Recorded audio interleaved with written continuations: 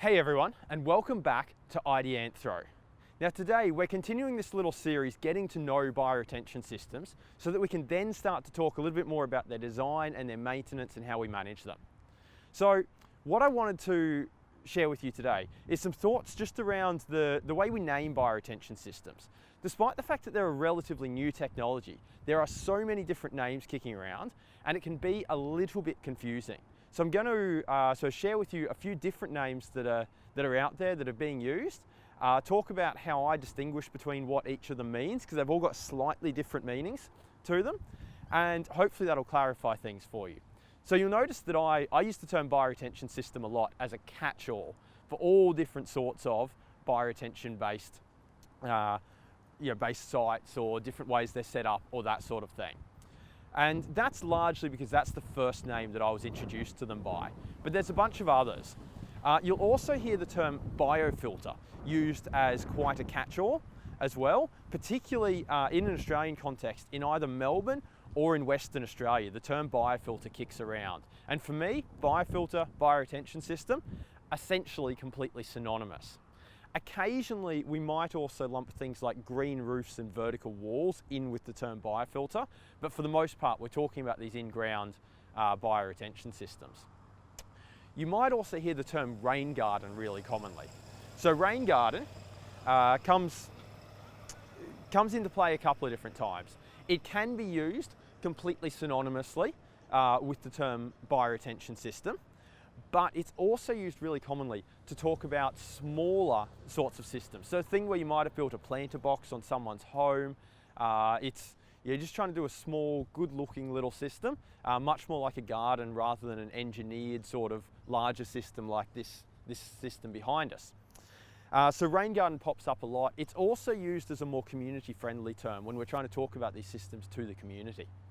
So that's rain garden. Other things that we often see pop up are things like biopod. So biopod would normally be used to refer to a small bioretention system, maybe in the streetscape, maybe in a car park like this one. I'd be inclined to call this a biopod. So that's biopods. Another term that pops up is bioretention basin. So in these videos, you've heard me talk about different size systems, precinct scale systems, larger systems, and so on. I would say, for me, anything that is called a bioretention basin or a biobasin is generally referring to precinct or larger scale systems, larger depressions into the ground, a basin, so to speak.